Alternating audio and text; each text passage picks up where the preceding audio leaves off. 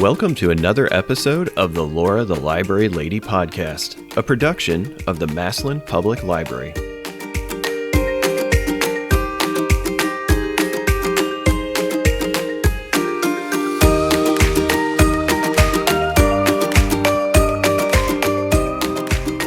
Join us as we celebrate our 125th anniversary during our podcast series, The History of the Massillon Public Library. We've come a long way since the McClymonds Public Library first opened in a house on the corner of historic 4th Street and North Avenue Northeast in 1899. Since then, we've moved to our current home, opened branches in Brewster and Navarre, and added bookmobile and outreach services. In this series, we're going to talk to some voices from the past as we explore our locations. Happy anniversary, Massillon Public Library! Hi, it's Laura the Library Lady coming to you from high atop the Massillon Public Library here in downtown Massillon, Ohio, with a special guest today, Brian Fain of the Massillon Paranormal Research Association. Welcome, Brian. Hello. Thank you for having me on. Sure. Could you please give everybody a little bit of background information on yourself? So my name is Brian Fain. I'm from Massillon, Ohio. I founded the group in 2004 as the Massillon Ghost Hunter Society, and then later in 2017 changed the name to what it is today, the Massillon Paranormal Research Association. Cool. How did you become interested in the paranormal? So for that story, we have to kind of go a little far back.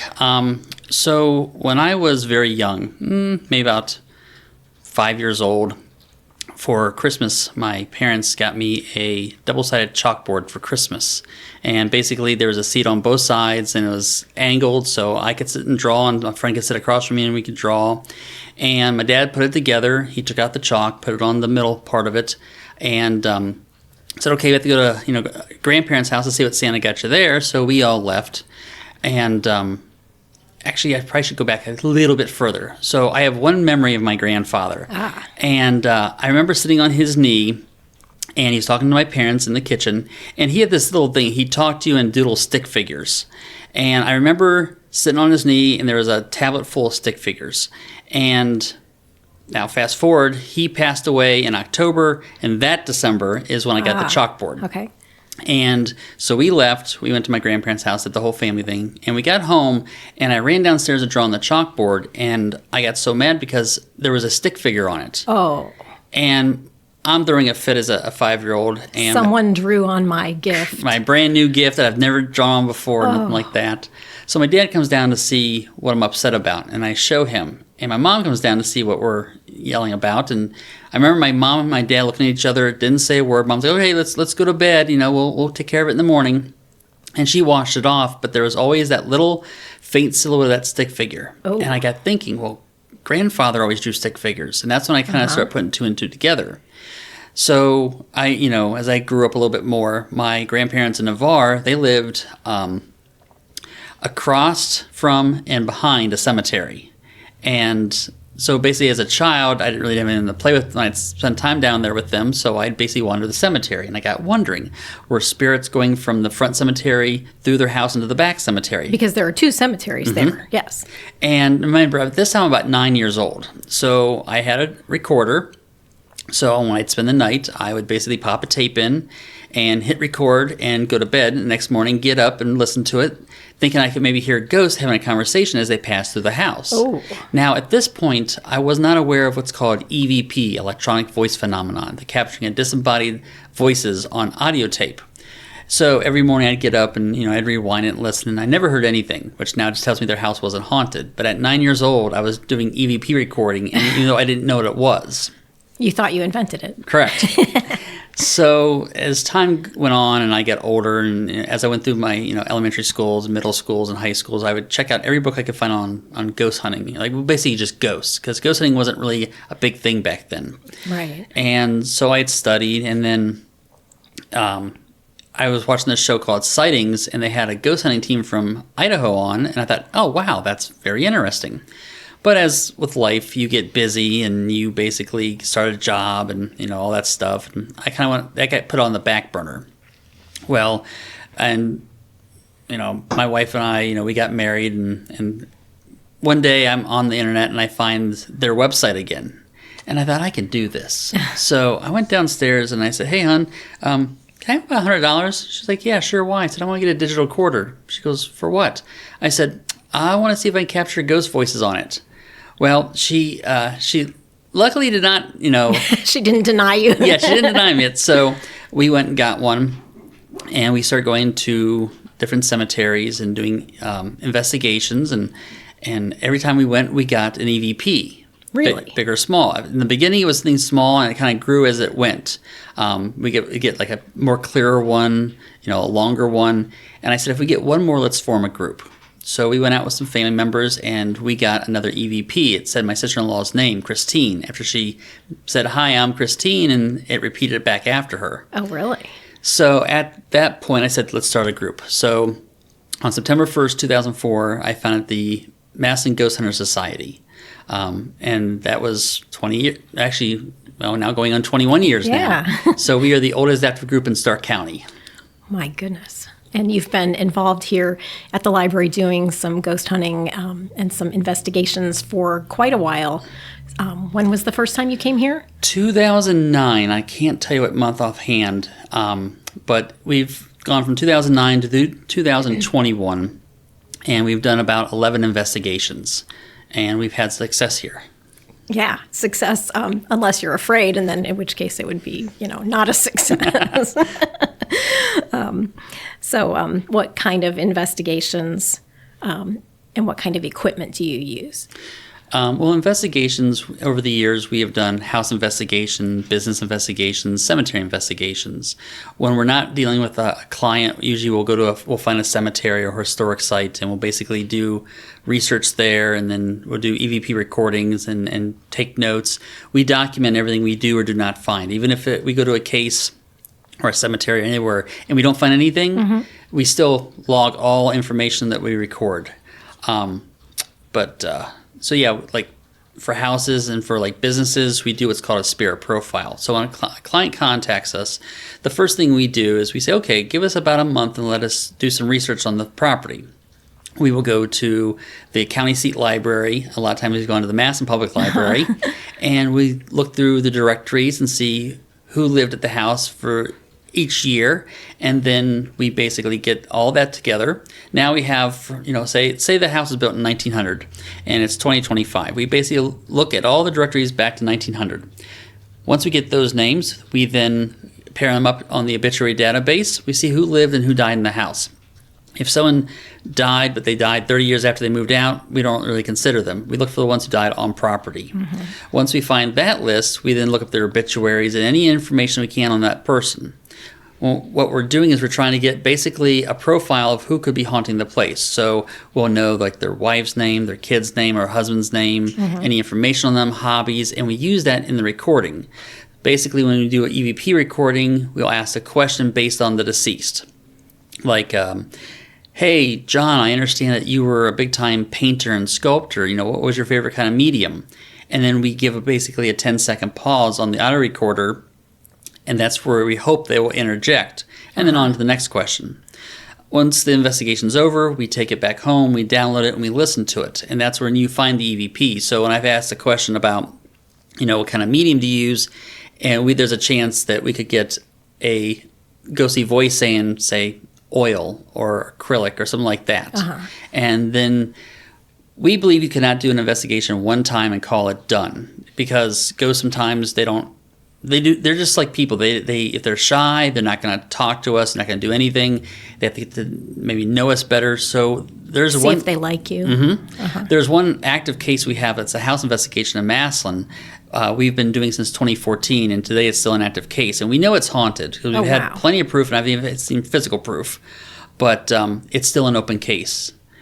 We know who's haunting the house, and actually it's not their ghost, it's the neighbor's ghost. It's a vine haunting. Two houses sharing one spirit. Vine haunting? It's called a vine? Yep, because it travels from one property to the other. And theirs is always active in the fall, in winter months, and the neighbor's house is active in the spring and summer. Really? Oh, that's weird. But you have to go back and you have to wait until you're all through and then listen to the recordings because it's not something that's audible. Correct. Normally. Not always. I've heard it before with my own ears, but it's very, very rare. Oh, I see. Okay. So, having investigated here at the library, can we get started with some details about the various times you've been here at our building and what you have found? So, on a time here, we have found, as any investigation, we did the spirit profile, and of course, this was a house before it was a library, and we did find records of 2 people dying on property. So we basically formed the questions off of them, and the first EVP we recorded was on our very first trip here. We were in the main part of the library where it has the fireplace. The reading room. The reading room. Thank you. The big reading room, okay. And my team was off in other parts of the library, and I was talking to our guide here, James. And the chairs are really comfy and really soft. And I kind of commented to James, like, man, these chairs are really comfy. I'd probably fall asleep in them. And he kind of chuckles. He's like, yeah, sometimes people do. I said, oh, man, I'd be embarrassed. He's like, nah, they're not usually. And, we kind of had a good laugh about that. And then, the investigation went on. So after the case was done, the next day we download all the audio and the photos and the video, and we start listening back. And you hear me say about, falling asleep here, and we talking about that. And we have a female voice say they sleep here sometimes. Now, EVPs go in classes. Class A, crystal clear. What I hear is what you hear. Class B, you need to maybe up the audio just a little bit, remove some background noise. But regardless, what I hear is what you hear. Class C is, well, maybe it was staying a little bit farther away from us. Maybe it didn't have so much energy. You hear one thing, I hear something else. Oh. And Class D is basically, there's nothing audible. It's just like maybe a moan or a groan or an inaudible word that we can't distinguish out. They must have been too far away from the recorder. And we've had a lot of those. Okay. So that one was probably a Class B. And then a few visits later, we were on the balcony of the, is it Rotunda? Rotunda, uh-huh. Yes. And my sister-in-law, Carolyn, she makes a comment. She's like, do you help them here at night? Do you help them when they're all sleeping? And, of course, we heard nothing. We go back, we download it, and we hear a female say, no. And it was a really clear no. So like a Class A, no, I don't help them. Exactly. Well, at least the ghost didn't say they were, harming us. No. But not somebody who was going to shelf books for us in the night. Now, I'm not sure what year it was. There was a film crew that worked with the library in our group. We actually did a Massillon Cable TV program here where the camera crew followed us along. We did an investigation. And while our recorders didn't pick up anything, the camera crews did. And that was actually a male voice, also saying no to a question. We have a copy of that on our Facebook page. Okay. And so I think that, if I remember correctly, that was downstairs in the basement. That one was, we were by the elevator. So kind of like first floor by the elevator. Maybe what we call the ground level where people come in. Okay. That's probably scary to some people because, our elevator kind of tends to bang a lot. So I don't think it's haunted, but, But, I have seen security footage of this place at night where the elevator would open by itself and go up to the second floor. So that's kind of a common occurrence. And that's as easy as just pushing a button. So, right, but who pushed it? Exactly. So you've been here multiple times, and you've got the EVPs, which are the audio. Anything else? We take a lot of, so our equipment is, of course, a digital recorder. We have an EMF meter. It basically detects magnetic frequencies or electrical frequencies in the environment around us. Okay. And we've seen a correlation that sometimes we'll get an EVP, like we'll get a reading on the EMF meter that detects energy, and then we'll document it on it happened at this time and it was at this level. Oh, right. And then when we listen to our audio, sometimes we get an EVP, we can actually match it up to the EMF meter and go, oh, that spike was because they were talking to us. Oh, wow. So we use that equipment, digital camera, video recorder. We do have a DVR system that has eight different cameras around the place we could put. We use a couple other little pieces, but nothing too fancy. The same stuff we've been using in 2004, we're still using today. It's been tried and true, and it comes through for us. So I think before we got started, we were talking about some new equipment. You want to tell everybody what you do with new equipment? So there is some. So we like to keep up with technology, but sometimes technology doesn't always work. There is equipment that we call false positive equipment. Basically, it's equipment that we've shown that basically it uses either like radio frequency, so it gives false positives. It can be susceptible to cell phones and other electrical equipment that give false positives. And there's one that basically is, for the best part, I could call it a glorified speak and say, that basically is programmed with a bunch of words, and those words randomly come up. Oh. And, of course, the words are always, words you'd expect from, like, haunting, ghost, death, murder, stuff like that. But because they're pre-programmed, how do you know that it's actually saying what it's supposed to say, or if it's just on a timer? Right, yeah. And then, there's a device called a Frank box, SB7, stuff like that. The problem with those devices are that it's basically a radio with the pin clipped. So basically it will cycle through the channels. Like you hit scan, it'll cycle through. Oh, different frequencies. Okay. Yep. And normally the radio will stop the next open frequency. Well, this will keep cycling through it. So we actually built one to see if it was legit or if there was problems with it. Oh.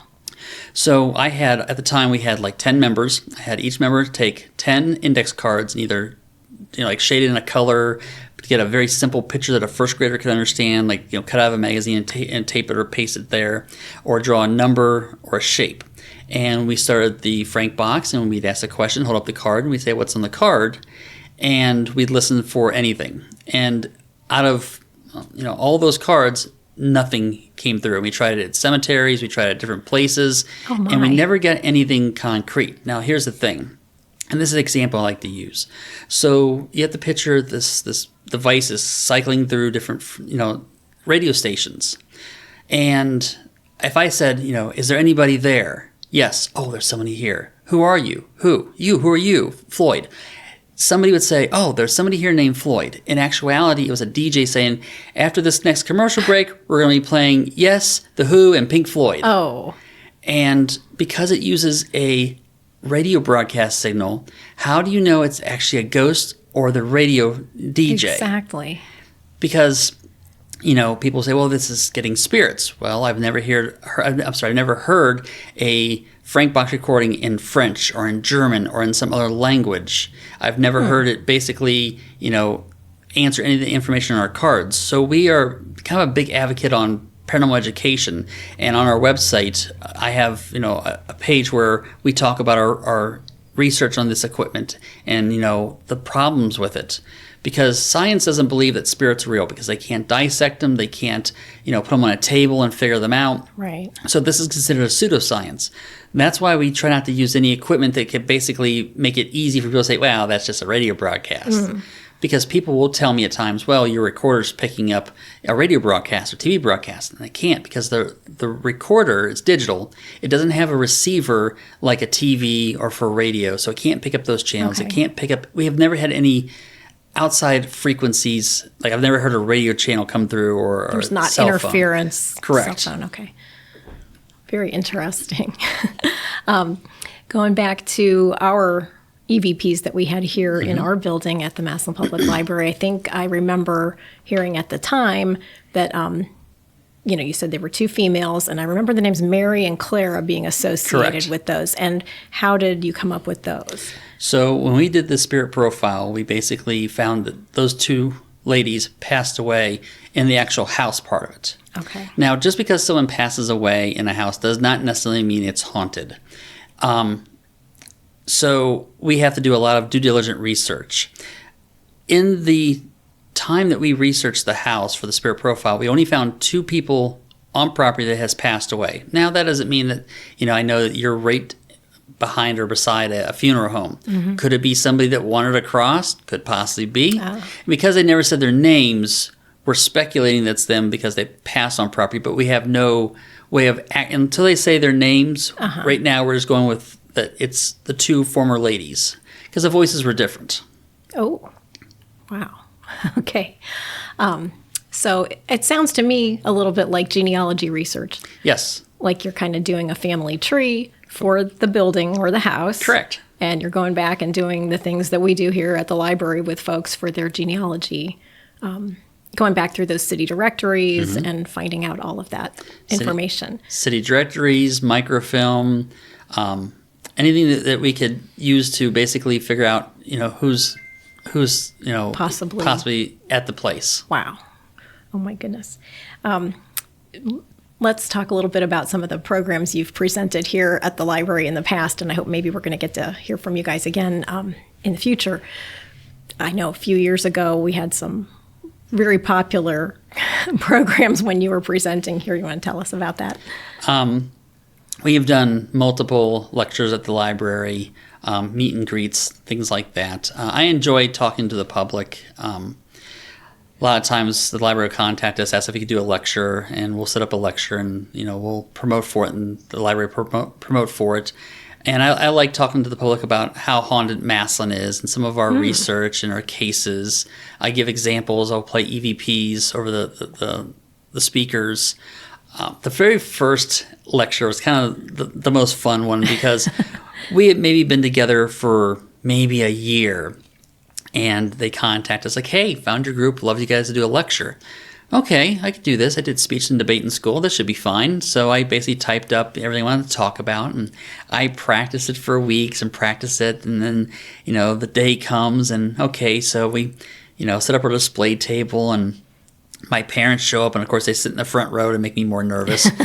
And, I'm watching the time tick down, and the seats are still very empty. I'm thinking, oh, this isn't going well. No one's showing up but my parents. And my mom leans over to my dad and says, oh, man, I hope people show up. My dad turns around and looks out the door and sees all these people start to file in.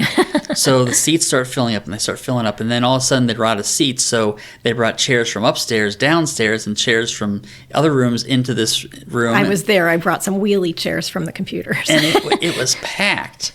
And I remember, I believe it was it Sherry Brown or Jessica Watkins, introduced us in our group. And I walk up to the podium, and I get my notes out. And my well-rehearsed program in my head, all I saw was a test pattern because I was so nervous. Oh, no. And I'm thinking, okay, Brian, you better start speaking. So it took me a couple seconds, and I squeaked it out, and I started talking. And before I know it, the hour and some went by, and I got a standing ovation at the end, and I was proud of that. And after that, lectures became a lot more easy for me. And to this day, I still like doing public meet and greets and lectures. I like talking to people. It's kind of funny because I'll be on the street and somebody will read my shirt, and they'll walk up to me and they'll look to the left and to the right and like, now don't think I'm crazy, but I have a story. And that's usually how a lot of them start, because some people you just can't, like, hey, my house is haunted, because usually you get strange looks. So when they see my shirt, they know I'm somebody who deals in this, and they talk to me, and I've heard so many great stories from so many strangers. Oh, boy. I guess that, if you're wearing the shirt, that would do it. It's a beacon sometimes. Well, how can folks find you online? They can find us at our website, which is www.massillonparanormal.com. If you look up Massillon Paranormal Research Association on Facebook, you can find us there. You can find all of our current investigations, which we do have a few going on at the moment. They can contact us through our telephone number or our email address. Very good. So if folks out there are interested in joining your group, maybe they can contact you. Yep. We're always, right now, we're not looking for anyone, but if you're interested, send us an email. I keep it on file, and then periodically we do check our membership roster, and we see if we can add people, pull from that roster. If you need any new members. Cool. Well, Brian, it's been a pleasure speaking with you. Thank you for being here again today. I think this is your millionth time you've been in this building. So it's funny because I've gotten to the point where I've come so much for spirit profiling. Some of the staff will see me like, "Oh, which case you're working on now, Brian?" I've become known. I'm just being a person today. I'm not working on a case. And that's happened too. Well, thank you so much, Brian, for being here.